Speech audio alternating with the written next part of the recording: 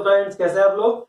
चलिए, हम carbonates compound अपना स्टार्ट कर चुके थे, जिसमें मैंने लास्ट टाइम आपको कैटिनेशन टेट्रावेलेंसी के बारे में बता दिया था। ठीक है, अब हम एक बात करेंगे। जैसे मैंने टेट्रावेलेंसी के बारे में जब डिस्कस किया तो मैंने आपको बताया था कि जो कार्बन होता है वो कोवेलेंट बॉन्ड का फॉर्मेशन करता है। ठीक है, तो अब हमको आज नया टॉपिक पढ़ना है, दैट इज कोवेलेंट बॉन्ड्स। ठीक है, तो अब हम हेडिंग डालेंगे covalent bond.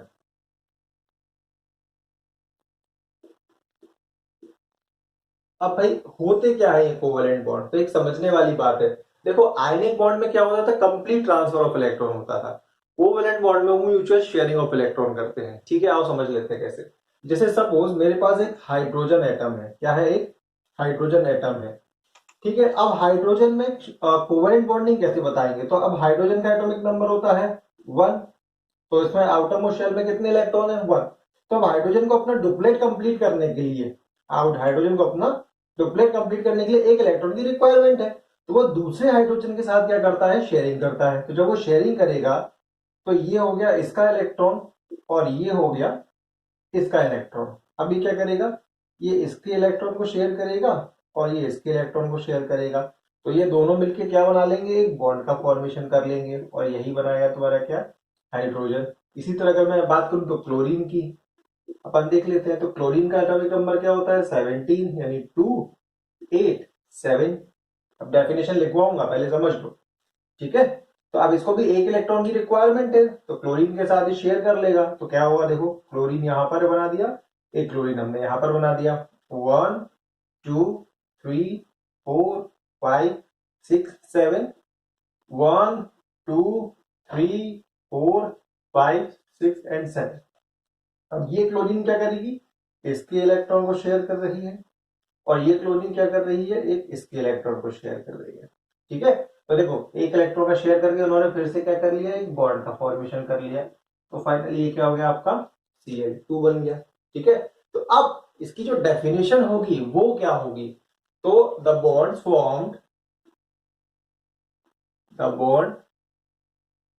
Form by the mutual sharing of electrons by the mutual sharing of electrons between two atoms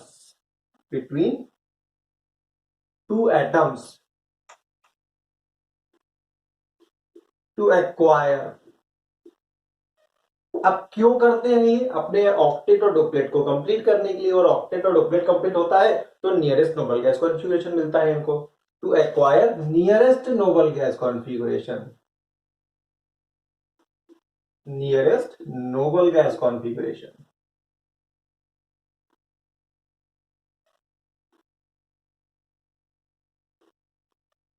ठीक है, the bonds formed by the mutual shedding of electrons between two atoms to acquire nearest noble gas configuration is called covalent bond, and the compound forms the compound forms and the compound form are called covalent compound. क्या कहलाएंगे ये? Covalent compound कहलाएंगे। यानी अगर मैं बात करूं तो ऐसे कंपाउंड जिसमें इलेक्ट्रॉन्स की म्यूचुअल शेयरिंग होगी वो कोवेलेंट कंपाउंड्स कहलाएंगे। और वो किससे बनते हैं? कोवेलेंट बॉन्ड्स के थ्रू बनते हैं। ठीक है, तो आप फटाफट एक काम करो, इसको अपन नोट कर लेते हैं। आप इसको नोट कर लीजिए, फिर अपन आगे बढ़ते हैं। चलिए फ्रेंड्स, अब हमने कोवेलेंट बॉन्ड की बात की, तो हम थोड़ा सा एग्जांपल्स पे और जाते हैं। अभी मैंने आपको एक एग्जांपल दिया था H2 NCl2 का। तो ये जो एग्जांपल थे ये आपके सिंगल कोवेलेंट बॉन्ड्स के एग्जांपल थे। किसके? सिंगल कोवेलेंट बॉन्ड्स के। क्यों? क्योंकि इनके बीच में जो बॉन्ड का फॉर्मेशन था वो एक सिंगल बॉन्ड था। अब मैं अगर बात करूं O2, तो ये O2 जो है वो डबल कोवेलेंट बॉन्ड है। डबल कोवेलेंट बॉन्ड का एग्जांपल है। देख लेते हैं क्या है। देखो, ऑक्सीजन का क्या होता है एटॉमिक नंबर? 8। तो ये क्या देगा आपको? 2 and 6। ठीक है, इसको ऑक्टेट कंप्लीट करने के लिए 2 इलेक्ट्रॉन्स की रिक्वायरमेंट है। अब देखो 1 2 3 4 5 6, ठीक है। यहां पर क्या होगा 1 2 3 4 5 6। अब ये ऑक्सीजन इस ऑक्सीजन के 2 इलेक्ट्रॉन्स को शेयर करेगा और ये ऑक्सीजन इस ऑक्सीजन के 2 इलेक्ट्रॉन्स को शेयर करेगा। तो जब आप टोटल नंबर ऑफ इलेक्ट्रॉन्स हो गए 4, तो बॉन्ड्स कितने बनेंगे 2। तो ये इस तरह से बॉन्ड का फॉर्मेशन हो जाएगा, ठीक है। तो ये आपका O2 का स्ट्रक्चर मैंने बना के बता दिया। तो ये डबल है, तो ये डबल कोवेलेंट बॉन्ड्स है, ठीक है। अब इसी तरह अगर मैं बात करूं N2, तो N2 बनाएगा तुम्हारा ट्रिपल कोवेलेंट बॉन्ड। क्या बनाएगा ये? Triple covalent bond. अब N2 में नाइट्रोजन का एटॉमिक नंबर 7 है, तो यानी 2 and 5। तो आउटर मोस्ट शेल में कितने इलेक्ट्रॉन्स की रिक्वायरमेंट है? 3 इलेक्ट्रॉन्स की रिक्वायरमेंट है। आइए देख लेते हैं कैसे होगा। ये नाइट्रोजन है 1 2 3 4 5। ये सेकेंड नाइट्रोजन है 1 2 3 4 and 5, ठीक है। अब नाइट्रोजन ने क्या किया? इसके 3 इलेक्ट्रॉन्स को शेयर किया। अब देखो जब शेयरिंग की तो 5 + 3 8 इसके पास हो गए, और जब इसने शेयरिंग की तो 5 + 3 8 इसके पास भी हो गए। अब क्या हुआ? नाइट्रोजन के बीच में टोटल नंबर ऑफ बॉन्ड्स कितने हो गए? 3, ठीक है। तो ये नाइट्रोजन में ट्रिपल कोवेलेंट बॉन्ड का फॉर्मेशन हो गया। अब एक बहुत इंपॉर्टेंट बात है, ध्यान रखना, जब भी 2 इलेक्ट्रॉन्स होंगे तो कितने बॉन्ड बनेंगे? 1। 4 इलेक्ट्रॉन्स होंगे तो 2, और 6 इलेक्ट्रॉन्स होंगे तो 3 बॉन्ड्स का फॉर्मेशन होगा। देखो क्योंकि क्या होता है, ये जो 2 इलेक्ट्रॉन देख रहे हो ना, यही मिलके एक बॉन्ड का फॉर्मेशन करते हैं। तो अगर मैं बोलूं कि एक सिंगल बॉन्ड के अंदर, एक सिंगल कोवेलेंट बॉन्ड के अंदर कितने इलेक्ट्रॉन्स होते हैं, तो 2 इलेक्ट्रॉन्स होते हैं, ठीक है। चलो नोट करो फटाफट, फिर अपन आगे बढ़ते हैं। चलिए फ्रेंड्स, अब हम जो है कोवेलेंट बॉन्ड्स की प्रॉपर्टीज की बात कर लेते हैं, ठीक है। तो अब इसमें सबसे पहली जो हमारी प्रॉपर्टी है जिसको हम डिस्कस करेंगे, मैं ले लेता हूं melting and boiling point. Melting and boiling point. तो भाई आपको पता होगा कि कोवेलेंट बॉन्ड्स के बीच में जो इलेक्ट्रोस्टैटिक फोर्स ऑफ अट्रैक्शन होता है वो वीक होता है, और इसकी वजह से इसके जो मेल्टिंग पॉइंट्स होते हैं और बॉइलिंग पॉइंट्स होते हैं वो लो होते हैं। तो क्या लिखेंगे हम? कोवेलेंट बॉन्ड्स या दो covalent compounds have low MP यानी मेल्टिंग पॉइंट एंड BP यानी boiling point, have low melting and boiling point due to weak electrostatic force of attraction। electrostatic force of attraction, ठीक है। तो इनके क्या होते हैं? लो मेल्टिंग एंड बॉइलिंग पॉइंट, ठीक है। सेकेंड प्रॉपर्टी होगी आपकी नेचर, ठीक है। नेचर, अब नेचर यानी कि हम बात करेंगे तो इसको अपन फिजिकल स्टेट भी बोल सकते हैं। क्या बोल सकते हैं? फिजिकल स्टेट भी बोल सकते हैं, या नेचर, सिंपल, ठीक है।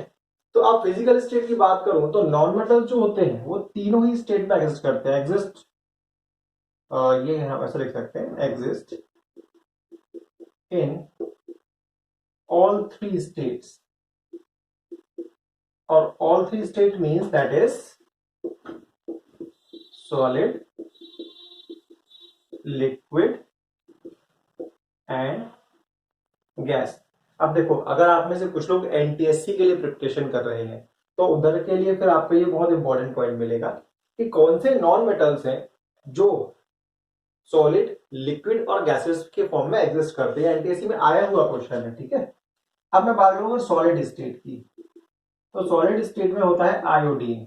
कौन होता है? Iodine in the form of I2, ठीक है। अगर मैं बात करूं गैसियस स्टेट में, या गैस है, सिंपल लिख देता गैस में, ठीक है। चलो सिंपल लिख लेता हूं गैस।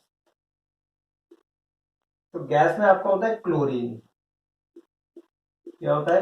क्लोरीन, यानी कि Cl2। और अब बचा क्या? सॉलिड गैस और लिक्विड। क्या बचा आपका? लिक्विड। तो लिक्विड स्टेट में होता है आपका ब्रोमीन। तो ब्रोमीन एग्जिस्ट करता है आपका Br2, ये एग्जिस्ट करता है आपका लिक्विड स्टेट में, ठीक है। तो ये आपके एनटीएससी के पॉइंट ऑफ व्यू से बहुत ज्यादा इंपॉर्टेंट है, तो इनको याद रखिएगा, डायरेक्ट 1 मार्क क्वेश्चन में आते हैं, ठीक है। नोट करो, फिर अपन आगे बढ़ते हैं। चलो फ्रेंड्स, अब एक नई प्रॉपर्टी की बात करते हैं, सॉल्युबिलिटी की। तो देखो, अब इतना ध्यान रखना कि जो कोवलेंट कंपाउंड्स होते हैं वो नॉन पोलर होते हैं नेचर में। अगर वो नॉन पोलर नेचर में है तो नॉन पोलर सॉल्वेंट्स में ही डिसॉल्व होंगे। तो हम क्या बोलेंगे इसमें फिर कि they are covalent compounds are non-polar in nature, are non-polar, so dissolve in non-polar solvents। कैसे? non-polar solvents। अब ये क्या होते हैं भाई? तो non-polar solvents होते हैं लाइक आपके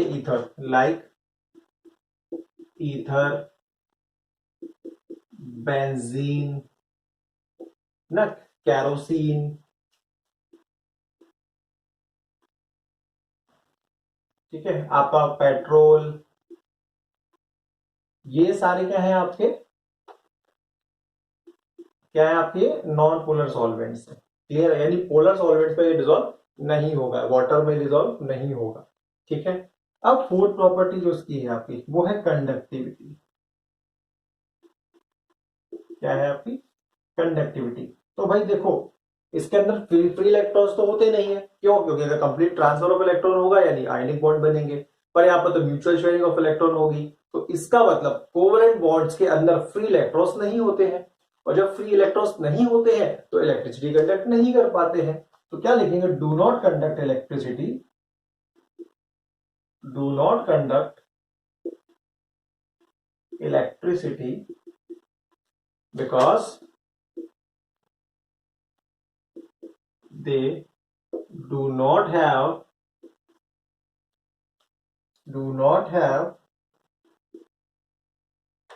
free electron। क्या है? Free electron. अब इसमें एक्सेप्शन होता है आपका, आपको अगर ध्यान होगा, आपने मेटल नॉन मेटल में पढ़ा होगा, ग्रेफाइट, इट्स एक्सेप्शन। क्यों? क्योंकि वो इलेक्ट्रिसिटी को कंडक्ट कर सकता है, उसमें एक इलेक्ट्रॉन फ्री होता है। फ्री इलेक्ट्रॉन क्यों होता है? तो अभी हम जब इसके बाद अपन एलोट्रॉप्स पढ़ेंगे तो एलोट्रॉप्स में आपको ग्रेफाइट के बारे में बताऊंगा, ठीक है।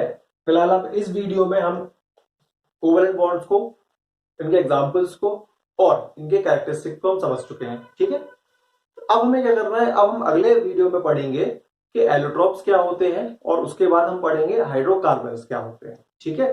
तो हमारे चैनल को सब्सक्राइब कीजिए, लाइक कीजिए, और मुझे कमेंट करके बताइए कि आपको हमारा ये वीडियो कैसा लगा, ठीक है। चलिए अपन नोट करेंगे और फिर अपन नेक्स्ट वीडियो में मिलते हैं।